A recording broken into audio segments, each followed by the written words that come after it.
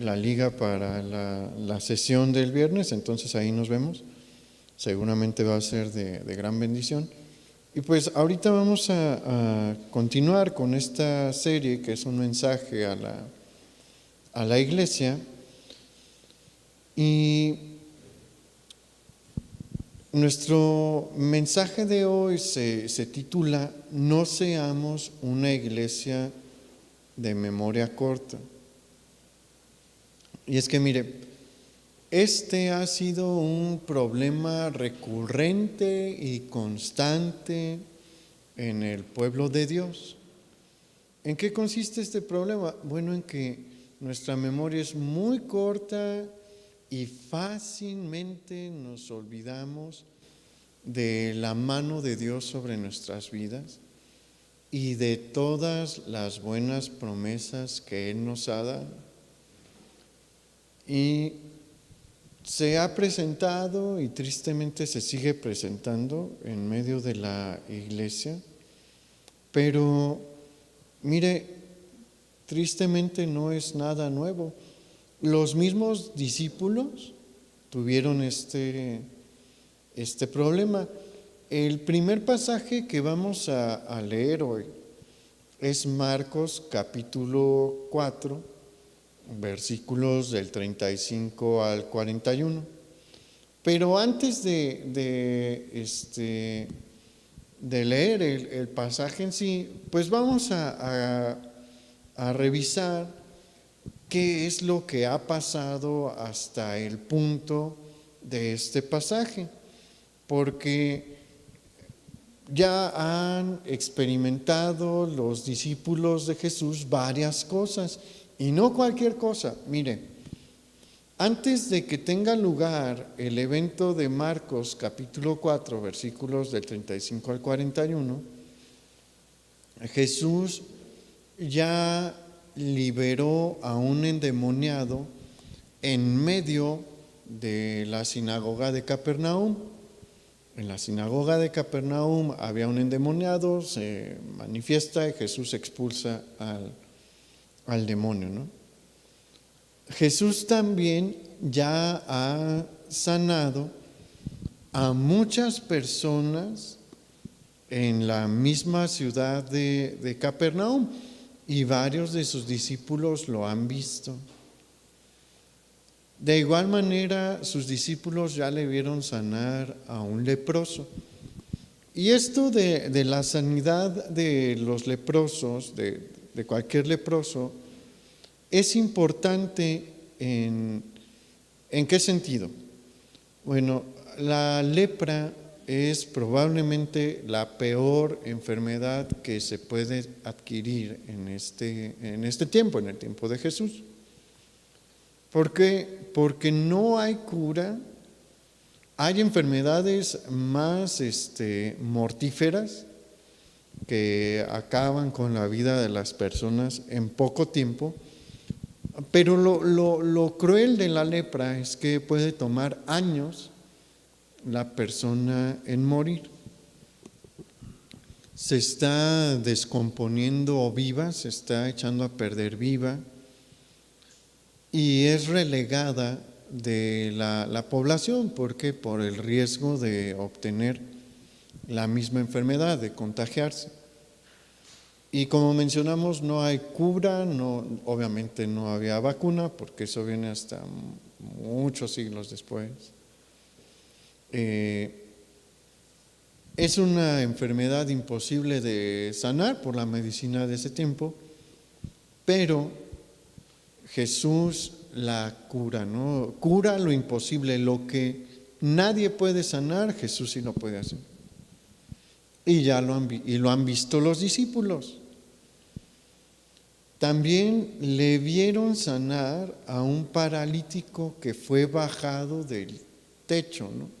Sus amigos se suben al techo, hacen un boquete ahí y bajan a su amigo para que Jesús lo sane, y Jesús lo sana. De igual forma, Jesús ha estado Bueno, este lugar, este evento del paralítico que fue sanado fue en Capernaum, y no he mencionado a Capernaum tantas veces por casualidad. Fue uno de los lugares donde Jesús concentró mucha de su actividad, y también era donde vivían varios de los discípulos de Jesús. Varios de los discípulos de Jesús eran originarios de Capernaum. Y bueno, los milagros de Jesús eran evidentes ante los ojos de las personas, y si ellos no lo habían presenciado, probablemente habían convivido con la persona enferma, o habían escuchado de algún pariente que sí le tocó ver el milagro, ¿no? También han visto sanar a Jesús a un hombre con una mano seca en la sinagoga. Y para este punto también Jesús ya eligió a sus 12 discípulos. Estos 12 discípulos han visto maravillas, han visto grandes milagros. ¿O no cree usted que estos son grandes milagros? Sí, la verdad es que sí, son grandes milagros. No sé si a usted le ha tocado ver un milagro de esta naturaleza. Son poquitos los milagros que suceden ahorita, como en el tiempo de Jesús. Sigue habiendo milagros, Dios sigue obrando milagros. Yo solo recuerdo un testimonio de un ciego que vio. Y no se me olvida, ¿no? Yo no lo vi, pero un amigo mío sí. Estaban en una reunión en el norte del país, y era una reunión al aire libre, y mientras estaban alabando, pues, todo el mundo conocía a este señor, ¿no? Que era ciego, llevaba pues no sé cuánto tiempo con ceguera, no sé exactamente si había nacido con este problema, honestamente no sé ese detalle, pero por la comunidad era conocido como un hombre ciego, ¿no? Y en la alabanza empieza a llover, y mientras le caen las gotas de lluvia en los ojos, empieza a ver. Y bueno, seguramente eso fue muy impactante en esa congregación, pero le digo, he escuchado otros milagros, ¿no? Y me ha tocado ver otros milagros, pero de esta naturaleza pues son más escasos, pero ellos los estaban viendo, no podemos decir que todos los días, ¿no? Pero seguido, y convivían con la persona que realizaba los milagros. Pero, bueno, hay un detalle más aquí. Ellos ya han escuchado también la predicación de Jesús. No únicamente le han visto obrar milagros, le han oído predicar, han oído sus palabras, han visto algunos enfrentamientos que ha tenido con los fariseos ya. De hecho, ya ha estado empezando a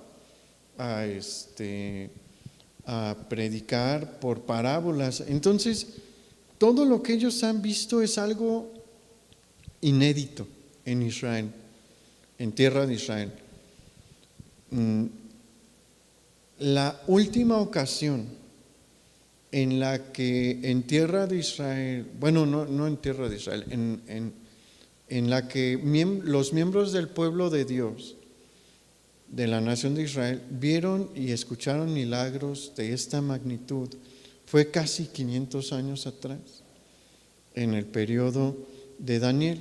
Ese es el último periodo en el que Dios se manifiesta con muchos milagros notables y públicos.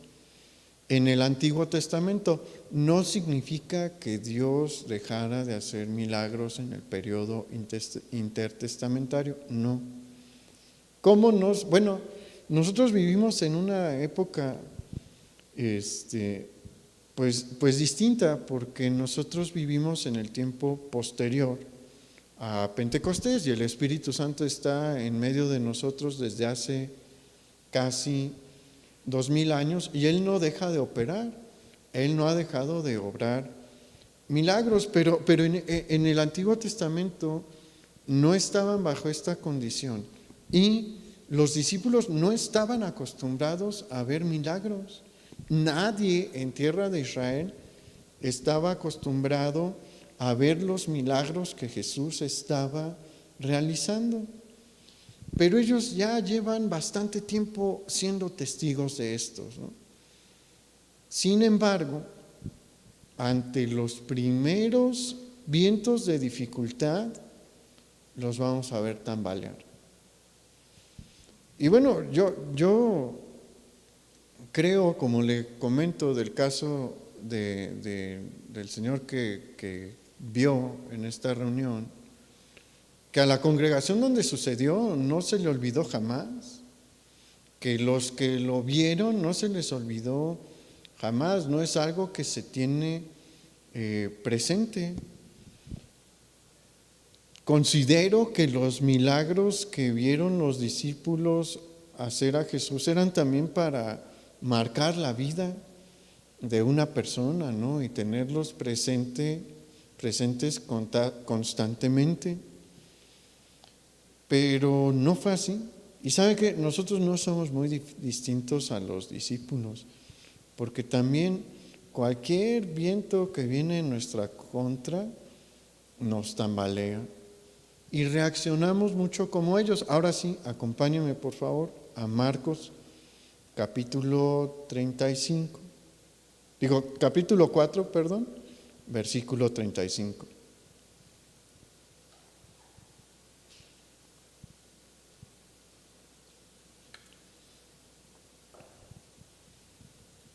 Marcos capítulo 4, versículo 35 dice: Aquel día, cuando llegó la noche, les dijo: pasemos al otro lado. Y despidiendo a la multitud, le tomaron como estaba en la barca, y había también con él otras barcas. Pero se levantó una gran tempestad de viento, y echaban las olas en la barca de tal manera que se anegaba. Y él estaba en la popa durmiendo sobre un cabezal. Y le despertaron y dijeron: Maestro, ¿no tienes cuidado que perecemos? Y aquí, ¿qué es lo que vemos? Bueno, Jesús les dice, estando en el mar de Galilea, que también le llamaban el mar de Capernaum, es un lago, es el lago más grande que hay en tierra de Israel, por eso le dicen mar, por lo grande que está. Y les dice Jesús: vamos a pasar al otro extremo, ¿no? Y los discípulos le dicen: sí, maestro, está bien. Se suben, empiezan a cruzar, y en algún momento se suelta una tormenta. Y es una tormenta considerable, no es cualquier tipo de tormenta, no es una lluviecita, ¿no? Por ahí. No, es una tormenta, ¿no? Que empieza a crear oleaje. No crea que porque son lagos no son peligrosos, tienen muchos metros de profundidad, y resulta que no está súper cerca, ¿no? Pero está cerca el monte Hermón. El monte Hermón es un monte nevado, cae nieve. Eso significa que está bastante alto, ¿no? Y tiende a venir de vez en cuando una corriente de viento que es bastante peligrosa. Cuando esta corriente viene, sí se alborotan las aguas bastante y son peligrosas para los que están cruzando en barca. No son buques, son barcas de pescadores. Se pueden voltear con facilidad. En los lagos de Suiza hay un fenómeno similar. Cuando bajan los vientos de la montaña es muy peligroso cruzar los lagos. Es lo mismo aquí en el mar de de Galilea, y viene uno de estos vientos, ¿no? Y bueno, en la barca van pescadores experimentados. Pedro, Juan, Andrés y Jacobo son pescadores de oficio, toda su vida se la han pasado en la pesca, ¿no? Entonces conocen lo que está pasando y conocen también lo que se debe de hacer para no perecer. Y yo me los imagino, ¿no? Que empiezan a ver cómo las aguas se empiezan a meter, empieza a meterse el agua en el bote, y pues empiezan ellos a mover a los demás, ¿no? Y les dicen, hey, pues agarren las cubetas y a sacar, y empiezan a dirigir a los demás diciéndoles qué hay que hacer, y nada funciona. Y se esfuerzan, ¿no? Y se ponen a trabajar, y hasta este punto ninguno se ha dado cuenta dónde está Jesús. Seguramente alguien empieza a preguntar, ¿y dónde está el maestro? ¿Dónde está Jesús? Y me gusta lo que pasa allí, ¿no? Mire, aquí vemos dos cosas bonitas, ¿no? Una, nos muestra el lado humano de Jesús, como Él era 100% hombre. Recuerde que Él era 100% Dios, pero 100% hombre. Y Jesús también se cansaba. En muchas ocasiones no pensamos ese tipo de cosas, pero son detalles importantes que están allí en la Escritura para mostrarnos cómo Él tenía un cuerpo como el nuestro. Jesús estuvo predicando todo el día, está cansado, y ¿qué está haciendo? Se fue a dormir, fue a encontrar un rincón dentro de la barca para dormirse, y se acurrucó allí, se cubrió con su capa probablemente, y pues Él sabe quién es Él, ¿no? Él sabe que Él es Dios, sabe lo que está haciendo, y se duerme. Él está en completa paz, en completa tranquilidad. Qué bueno es saber eso de nuestro Dios, ¿no? Que Él no reacciona como nosotros, porque honestamente nosotros somos más como los discípulos. Cuando viene el viento en nuestra contra, cuando las aguas se empiezan a golpear y se empiezan a meter, nos desesperamos, ¿no? Y sentimos que nos ahogamos y se nos olvida todo. Mire, en estos momentos a ellos se les olvidaron todos los milagros que Él realizó, que como vimos no eran milagros menores. Él no hacía un espectáculo para expulsar a los demonios y reprenderlos, no. Él nada más les decía, salte, y se iban. No había griterías, no había nada. Su simple presencia los hacía temblar, ¿no? Y la expulsión era así, instantánea, sin espectáculo, y quedaba la persona completamente libre. Levantaba paralíticos, sanaba leprosos. Ellos lo vieron, habían visto la manifestación de su poder. En ese momento se les olvidó. Se les olvidaron también todas las historias que desde niños ellos aprendieron. Hay varias cosas que nos permiten ver que varios de los discípulos eran personas que estaban buscando a Dios, de hecho, y al Mesías, ¿no? De hecho, varios fueron primero discípulos de Juan el Bautista. Eso nos deja ver que tienen una formación en su fe de bastante tiempo atrás. Son buenos judíos, digámoslo así, judíos que están buscando sinceramente a Dios. Eso significa que han sido enseñados en la palabra desde chiquitos, porque pues es una nación santa, ¿no? Y desde chicos se les enseñan las historias del Antiguo Testamento y todo se les olvidó ahí. Porque el Antiguo Testamento claramente enseñaba cómo los hombres de Dios eran protegidos por Él.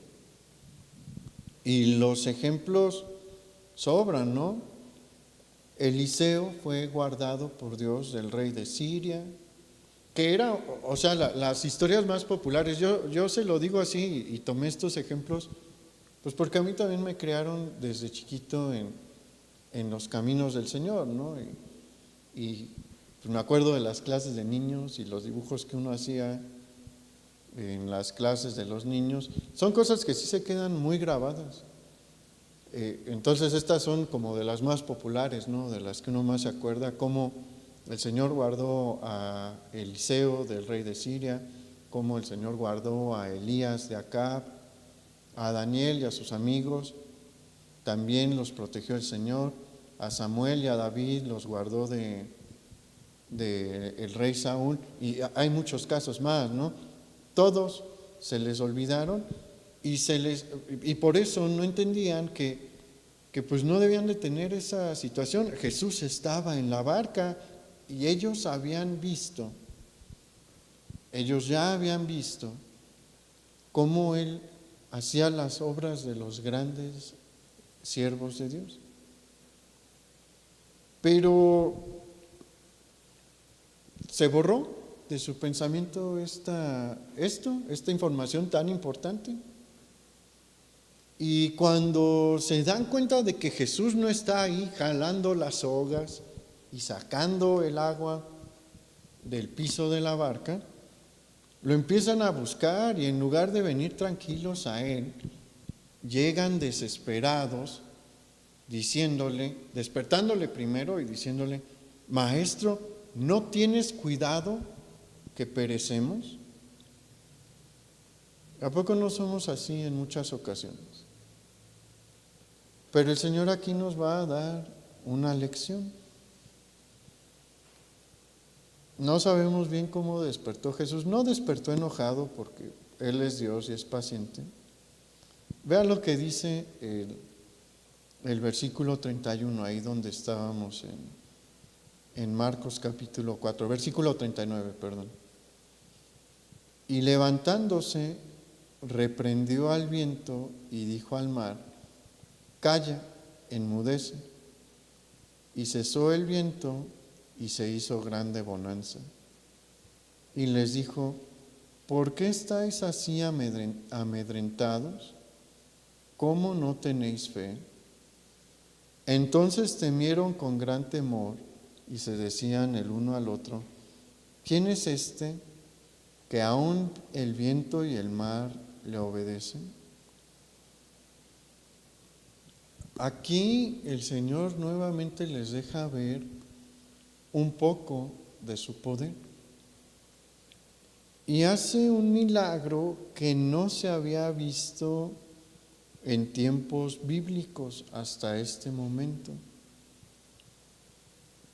Este milagro es muy distinto al milagro de la partición de el Mar Rojo. Porque si usted recuerda, el Señor le dice a Moisés, ese es el detalle, el Señor le dice a Moisés: entra y divide las aguas. No es que Él las fuera a dividir, sino que Él iba a entrar como señal para dividir las aguas. Pero no fue una instrucción dada por Moisés o bajo la autoridad de Moisés, no, es Dios obrando. Pero aquí vemos a Jesús hacer algo que ningún hombre en su sano juicio haría, ¿no?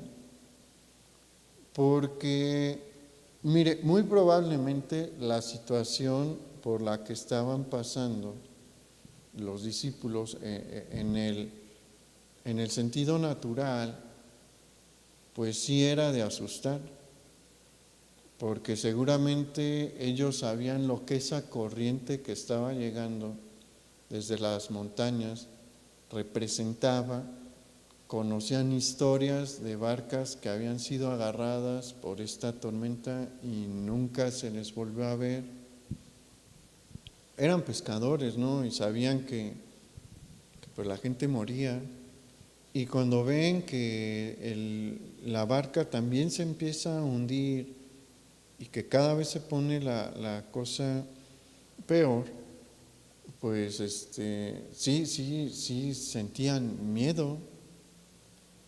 Y le aseguro, hermano, que ninguna persona en su sano juicio va y se mete en medio de una tormenta y de este tipo, en medio del lago, y le dice se para en la popa y le grita a los vientos, cálmense, ¿no? Porque lo más probable es que se caiga la persona y se ahogue, ¿no? Nadie va y le grita a un tornado, detente, porque es peligroso, ¿no? Y porque el tornado no le va a hacer caso. Igual en medio de un huracán, ninguna persona se levanta en medio del huracán y le dice detente. ¿Por qué? Porque es peligroso y no le va a hacer caso. Pero Jesús sí lo hace. ¿Por qué? Porque Él sabe quién es. Aquí estamos viendo a Dios obrar. ¿Sobre quién? ¿Sobre quién? Sobre su creación.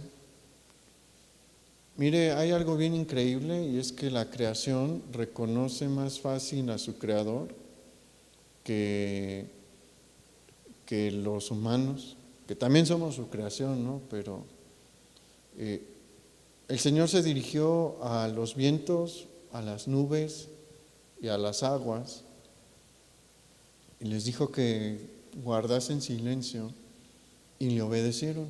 ¿Por qué? Porque son su creación y se someten a la voluntad de su creador. Ningún profeta había hecho algo similar. Lo que estamos viendo aquí es al creador mismo mostrando su autoridad sobre lo creado. Y pues los discípulos sí se sorprenden, ellos entienden lo que está pasando ahí. Ellos, y yo creo que cualquier persona se sorprendería de ver un milagro de este calibre, ¿no?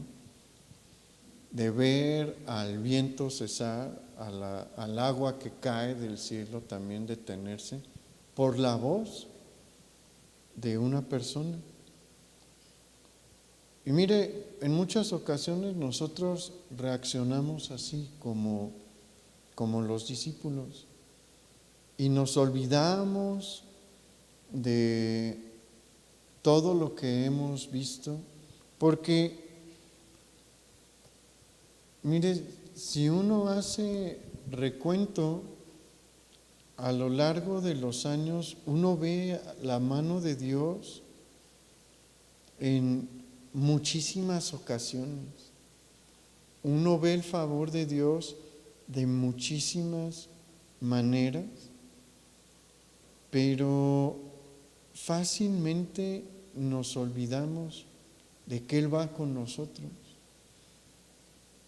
Nos olvidamos de que Él tiene el control de todas las cosas y que nada nos va a pasar que no podamos soportar. La Biblia es clara en ese sentido.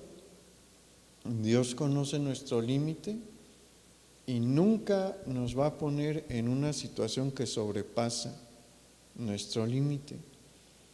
Y si Él va en la barca con nosotros, no nos vamos a hundir. Y tenemos que aprender esta lección. Es una lección importante que debemos de tener presente. ¿Por qué? Porque los momentos de tormenta van a venir. Llevamos un año de tormenta. No creo que la mayoría de los que nos congregamos aquí y que ahorita están conectados digan que este año ha sido un jardín de rosas, ¿verdad? No lo ha sido un año de tormenta. Es prueba clara de que las tormentas vienen y cómo vamos a reaccionar. Como los discípulos, en este momento, o vamos a confiar en que Jesús está con nosotros. A mí me conmovió mucho hace 2 Navidades. En esta Navidad no nos pudieron acompañar los niños de la casa hogar, pero ellos vienen y nos cantan unos villancicos en Navidad, y hace 2 Navidades pues sí vinieron y entonaron una canción que no se me olvida el coro. El coro dice: paz mi alma, paz, no te olvides de las verdades que aprendiste, busca al Señor y brillará su esperanza como el alba. Y es que la verdad, yo también fallo, ¿no? Se nos olvidan las bendiciones de Dios y las verdades de Dios en el momento de la tormenta. ¿Y sabe dónde más se nos olvida? En los momentos de incertidumbre. Y esto también se adecúa bastante a lo que estamos viviendo ahorita, porque en cuanto a qué va a suceder y cuándo vamos a regresar a la normalidad y cuándo se va a reabrir la economía por completo, cuándo vamos a dejar de usar cubrebocas, cuándo nos van a vacunar a todos, estamos en completa incertidumbre, no hay certeza. Y estos tiempos son peligrosos porque la incertidumbre generalmente nos lleva a la pérdida de la paciencia, y cuando perdemos la paciencia podemos terminar haciendo cosas lamentables. Probablemente no hay un mejor ejemplo para ilustrarnos lo peligroso que es olvidar las promesas del Señor y desesperarnos que el mismo pueblo de Israel. Mire, por desesperación se cometen muchos errores, y errores en muchas ocasiones bastante graves. ¿Y sabe algo? Al Señor le gusta trabajar en esta área porque sabe que no somos pacientes. ¿Y qué es lo que Él quiere ver en nosotros? Paciencia. Entonces, para dar ese fruto se tiene que trabajar. Y en la Escritura nos ha dejado varios ejemplos para que nosotros los tomemos en cuenta y no desesperemos y no tomemos decisiones en medio de la incertidumbre y la impaciencia. Miren, vamos a estudiar algo que sucedió en Éxodo capítulo 32. Este periodo de la historia de la salvación, es muy importante también porque probablemente desde el evento en el que se ha visto más el poder de Dios es la creación. Ese es el evento más importante y más grande de la manifestación del poder de Dios. Y nos muestra únicamente una parte de su poder. Nadie va a poder entender a plenitud todo su poder.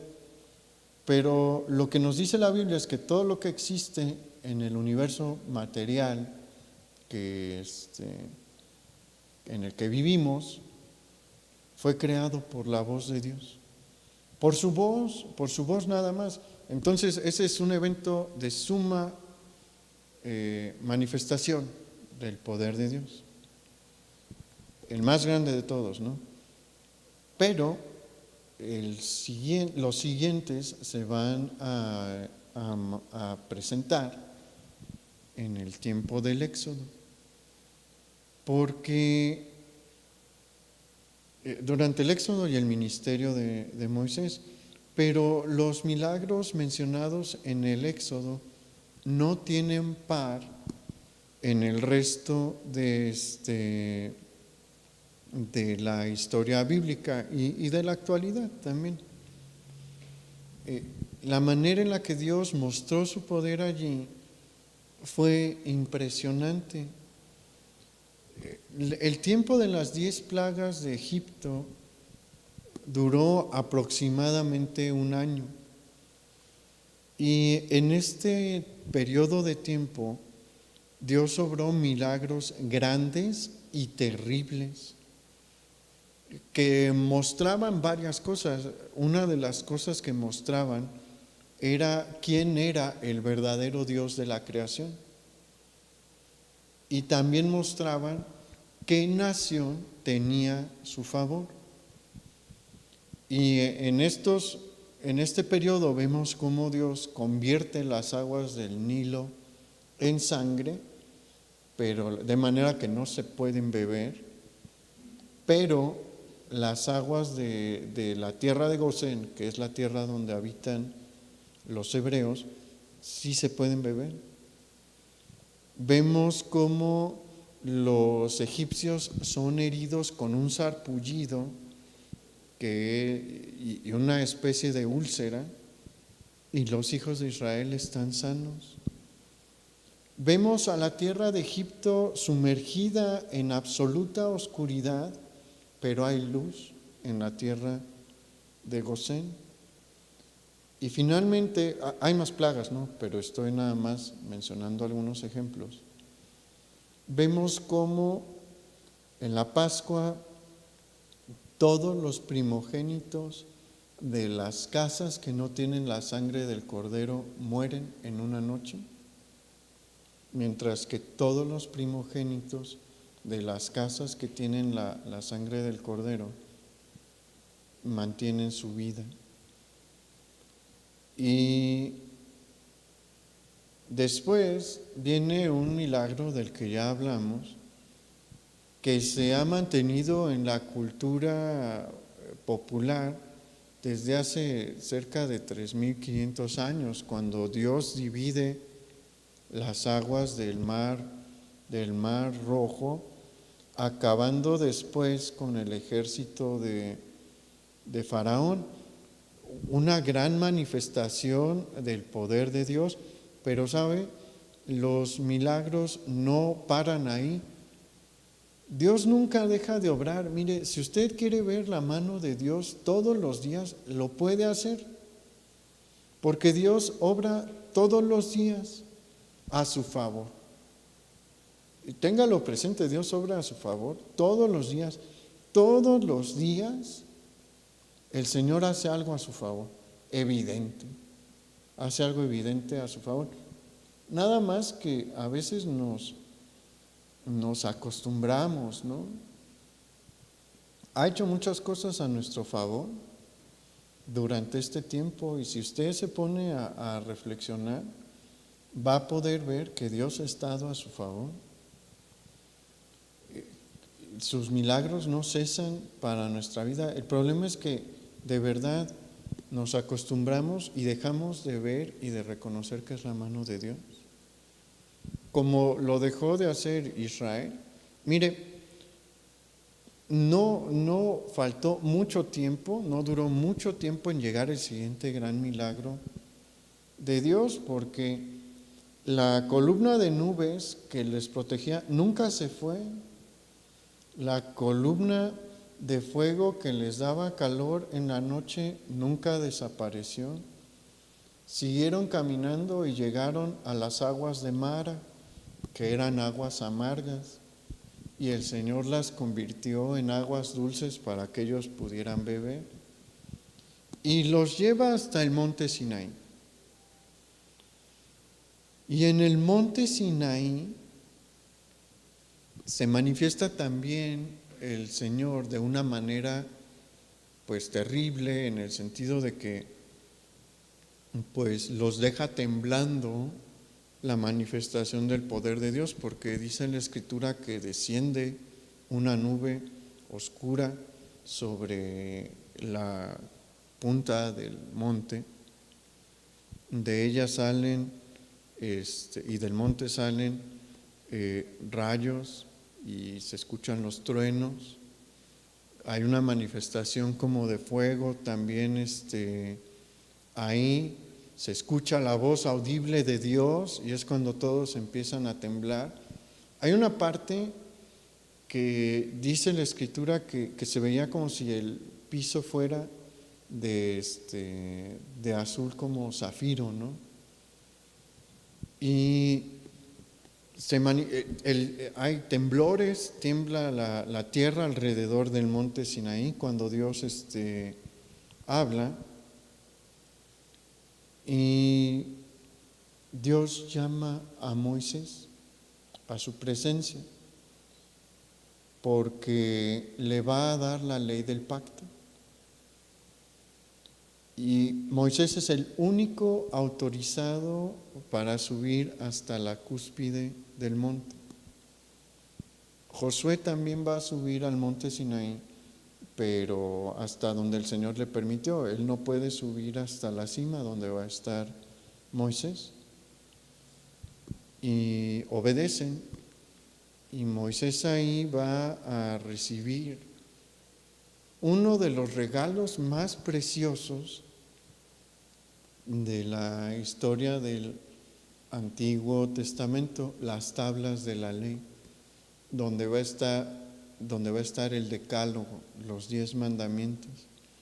¿Y por qué son tan preciosos este regalo? Porque fueron esculpidos por Dios. No nos imagina, solo nos podemos imaginar, ¿no? ¿Cómo fue? No sabemos bien cómo fue, pero no lo podemos imaginar, ¿no? El dedo de Dios fue el que, pues, esculpió las tablas y el que escribe el decálogo ahí. Y pasan, y le da más leyes a Moisés, ¿no? Pero las tablas de la ley, esas las tiene Dios, esas las da Dios, ¿no? Y en lo que sucede eso, y Moisés recibe más instrucciones sobre la ley del pacto, pasan 40 días. Y Moisés, pues imagínese lo que vivió, ¿no? Ningún otro ser humano ha vivido lo que él experimentó ahí en el Sinaí. Pero abajo, la fidelidad de Dios se sigue manifestando. ¿Por qué? Porque ellos ya han estado comiendo del maná. Llevan mucho tiempo, meses, comiendo del maná. Y durante los 40 días, ¿qué cree que hay en las mañanas? Maná del cielo. Y todos salen a recoger. Y todos saben que Dios es el que se los ha dado, ¿no? Él es el que lo provee.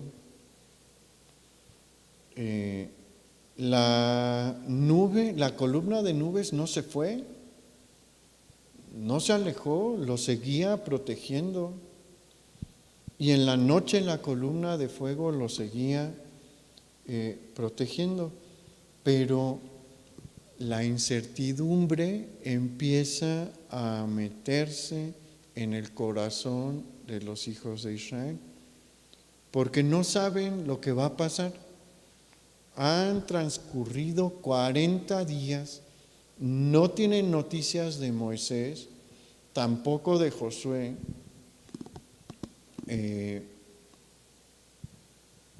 No saben nada. El único que está ahí es Aarón, pero Aarón tampoco sabe gran cosa. ¿Y qué cree que sucede? Se empiezan a olvidar de todo lo que vieron atrás. Y fíjese, no es mucho tiempo, son 40 días. 40 días no es mucho tiempo.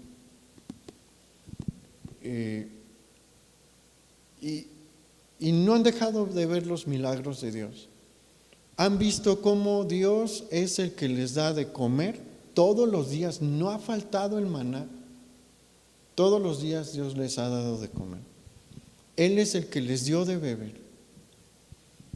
Y bueno, no ha pasado mucho tiempo desde que salieron de Egipto y llevan unos meses desde la última plaga. Y todo eso se les olvidó. ¿Por qué? Porque es la verdad, somos de memoria corta y cuando viene la incertidumbre nos mueve. La verdad es que sí. Y pues eso los va a llevar a cometer una de las peores atrocidades posibles y de las peores atrocidades del Antiguo Testamento también. Acompáñame por favor a Éxodo capítulo 32 para que vea lo que pasó.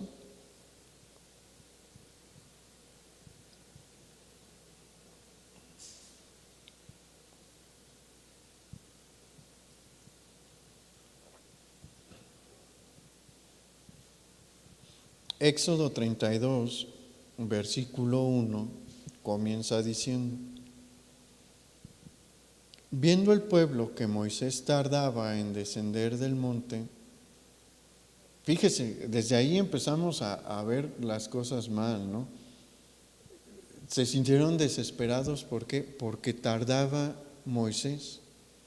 Y continúa diciendo: se acercaron entonces a Aarón y le dijeron: levántate, haznos dioses que vayan delante de nosotros, porque a este Moisés, el varón que nos sacó de la tierra de Egipto, no sabemos qué le haya acontecido.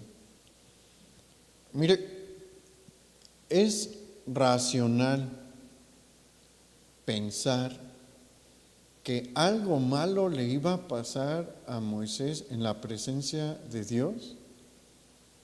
No, y menos en el caso de Moisés, porque ellos han visto cómo Dios ha estado con él. Ellos vieron cómo le libró de Faraón y todos los milagros que obró en su nombre, ¿no? Que Moisés obró en el nombre de Dios. ¿Saben cómo Dios habla con Moisés? No era racional pensar que algo malo le podía pasar en la cúspide del Sinaí. Pero ellos empiezan a desvariar. Y vean lo que sucede en el versículo 2. Vamos al versículo 2. Y Aarón les dijo: apartad los zarcillos de oro que están en las orejas de vuestras mujeres, de vuestros hijos y de vuestras hijas, y traédmelos. Entonces todo el pueblo apartó los zarcillos de oro que tenían en sus orejas y los trajeron a Aarón. Y él los tomó de las manos de ellos y le dio forma con burrín e hizo de ello un becerro de fundición. Entonces dijeron: Israel, estos son tus dioses que te sacaron de la tierra de Egipto. Y viendo esto Aarón edificó un altar delante del becerro y pregonó a Aarón y dijo: mañana será fiesta para Jehová. Y al día siguiente madrugaron y ofrecieron holocaustos y presentaron ofrendas de paz, y se sentó el pueblo a comer y a beber y se levantó a regocijarse. De esta forma vemos a los israelitas sin saber qué hacer, no sabían qué hacer y no se pudieron esperar, porque Moisés seguía en el Sinaí y perdieron la paciencia. Y siendo guiados por la desesperación, cometieron el pecado de idolatría. El Señor jamás se les manifestó de forma visible. ellos vieron, de hecho a sus mismos padres, ellos conocían las historias de Abraham, Isaac y Jacob, y de José, y de los 12 patriarcas. A ninguno de ellos se les presentó Dios de manera visible. Durante todo el periodo del Éxodo, jamás se les presentó Dios de manera visible. En ninguna de las plagas, al momento de abrir el Mar Rojo, tampoco se presenta de manera visible. En el mismo monte Sinaí no han visto imagen alguna. Sin embargo, y bueno, hay otro detalle aquí antes de llegar a eso. Ellos vieron cómo Dios humilló a todos los ídolos de Egipto, siendo todos representados con figuras animales y a veces animales y humanas, o sea, tienen cabeza de un animal y cuerpo de un ser humano. Todos esos ídolos fueron humillados por el Dios de Moisés. Pero cuando llega este momento de desesperación, hacen un becerro de oro. Esto no es un detalle menor, es un detalle importante. ¿Por qué? Porque probablemente lo que están haciendo es imitar la figura de un ídolo egipcio, la figura de Apis. Apis es un dios egipcio que es representado siempre con la figura de un toro. Y el Señor humilló a Apis en tierra de Egipto y se les ocurre como buena idea darle forma de toro y decir, este es Jehová tu Dios. Pero no se quedaron allí, no paró la cosa ahí, porque le abrieron la puerta al pecado y como siempre sucede, el pecado nos lleva a lugares a los que no queremos ir y nos hace tiempo, siempre significa una fiesta donde hay práctica sexual y una borrachera. Y si usted se fija, el versículo 6 nos dice que madrugaron. Mire, ¿le gusta levantarse a las 5 de la mañana? Generalmente a nadie le gusta, ¿no? Tener que levantarse muy, muy temprano, uno lo tiene que hacer para trabajar. Me acuerdo mucho que cuando empecé a trabajar, llevo muchos años teniendo la primera hora de clase, ¿no? Y es siempre a las 7 de la mañana. Y pues mi maestra de alemán, pues siempre ella me ayudó mucho, ¿no? a prepararme, a acomodar las clases de alemán y demás. Y una vez le digo, lo único que no me gusta de mi trabajo es levantarme a las 5 de la mañana.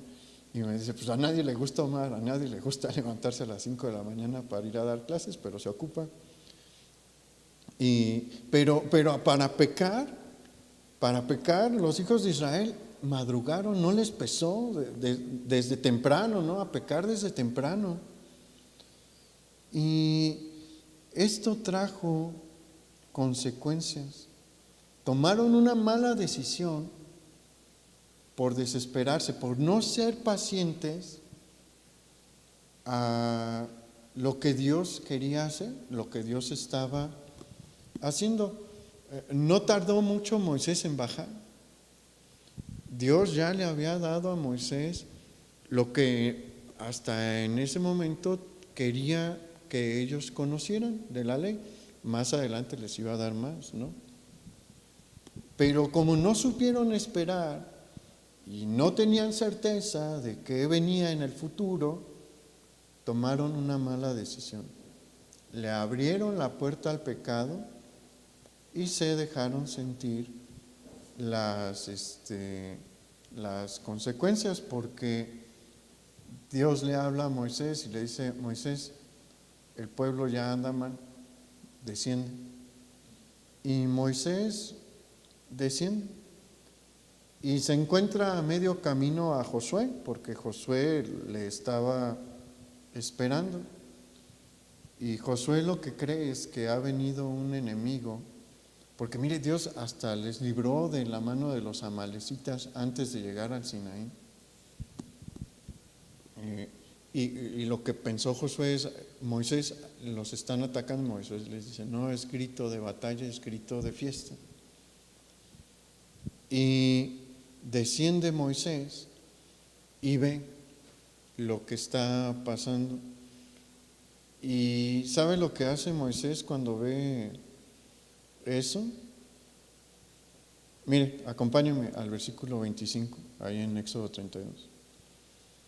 Y viendo Moisés que el pueblo estaba desenfrenado, o sea, no estaba la fiesta tranquila, ¿no? Ya para este momento todo está ahí, dice, estaba desenfrenado, es decir, no había límites ya, era pura perdición, porque Aarón había permitido para vergüenza entre sus enemigos. Se puso Moisés a la puerta del campamento y dijo: ¿quién está por Jehová? Júntese conmigo. Y se juntaron con él todos los hijos de Leví. Antes de esto, Moisés rompe las tablas de la ley. Y eso no lo hace por coraje, es un simbolismo. Es un simbolismo de cómo los hijos de Israel habían roto el pacto. Y bueno, el versículo 26 nos dice: se puso Moisés a la puerta del campamento y dijo: ¿quién está por Jehová? Júntese conmigo. Y se juntaron con él todos los hijos de Leví. Y él les dijo: así ha dicho Jehová, el Dios de Israel: poned cada uno su espada sobre su muslo, pasad y volved de puerta a puerta por el campamento, y matad cada uno a su hermano y a su amigo y a su pariente. Y los hijos de Leví lo hicieron conforme al dicho de Moisés, y cayeron del pueblo en aquel día como 3,000 hombres. Entonces Moisés dijo: hoy habéis consagrado a Jehová, hoy os habéis consagrado a Jehová, pues cada uno se ha consagrado en su hijo y en su hermano, para que él dé bendición hoy sobre vosotros. La instrucción de Moisés aquí fue, a los levitas les dijo: identifiquen a todos los que iniciaron la fiesta, no importa si son sus hermanos o sus primos o sus amigos, y mátenlos. Esa es la consecuencia, el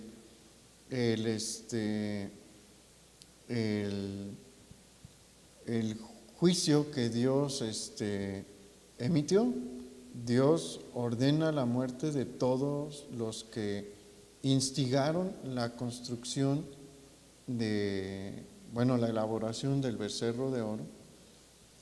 Y mire, trajo muchas consecuencias esto. ¿Cuáles? La primera es la ruptura de las tablas originales, las que fueron hechas por el dedo de Dios. Las siguientes las hizo Moisés y las llevó al Sinaí, y él fue el que escribió, no fue más la mano de Dios. Se perdieron 3,000 vidas, murieron los 3,000 culpables de haber iniciado esto, y se perdió buena parte de la riqueza que los hijos de Israel habían obtenido al salir de Egipto, riqueza que Dios les había dado, porque esos arcillos, muchos de esos arcillos que se utilizaron para construir el becerro, salieron del momento en el que Dios les dice: vámonos ya, pero antes de salir vayan con sus vecinos los egipcios y pídanles piezas de oro y plata, se las van a dar. Se pierde. Mire, no debemos de dejarnos llevar por la incertidumbre o por la tormenta, debemos de confiar en Dios como Josué. Tenemos dos opciones. Podemos ser o como el pueblo de Israel, y al ser así vamos a cometer un montón de errores, o podemos ser como Josué. Josué no estaba en una mejor condición que el resto del pueblo. Él únicamente estaba a medio monte, ¿no? Pero él estaba solo, estaba en ese sentido peor. Los demás estaban conviviendo entre ellos, pero Josué estuvo 40 días solo, esperando a su maestro. Y supo esperar hasta el momento en el que Moisés descendió. Y este detalle, entre muchos otros, terminaron en la decisión de Dios por nombrarlo el sucesor de Moisés. Aquel que sabe esperar en Dios y en sus promesas es usado por el Señor. Aquel que se deja llevar por la desesperación y por lo fuerte de la tormenta, termina en muchas ocasiones haciendo cosas lamentables. Entonces, no seamos una iglesia de memoria corta y sepamos esperar en el Señor. Vamos a orar. Señor, te damos muchas gracias por tu palabra, porque tú nunca nos dejas, porque tu mano siempre está con nosotros. Gracias, Señor, porque hasta el día de hoy hemos visto tu bien. El día de hoy hemos visto tu bien y no nos has dejado. Y te pedimos, por favor, que tú nos ayudes a ser pacientes. No es fácil, la verdad, no es sencillo, pero por eso te pedimos la ayuda de tu Espíritu, porque Él es el único que nos puede ayudar a no olvidar las verdades que aprendimos. Él es el único que nos puede ayudar a buscar tu mano y así ver nuestra esperanza brillar como el alba. Señor, queremos confiar en ti y no dudar y tener paz, Señor. Enséñanos a tener un corazón más fiel a ti, firme en ti. Te necesitamos, Señor. Ayúdanos a recordar que tú estás en la barca, que pueden golpear las olas y puede soplar el viento, pero no nos vamos a hundir. Mientras tú estés, no nos vamos a hundir. Ayúdanos a guardar eso en nuestro corazón mientras aún esperamos. En el nombre de Jesús. Amén. El Señor le bendiga, hermano, que tenga una muy buena noche. Otra vez les recuerdo a los jóvenes, nos vemos a las 7 en la videoconferencia. Y el domingo, si usted quiere y puede, está en las condiciones para venir, pues aquí lo esperamos. Y el Señor le bendiga.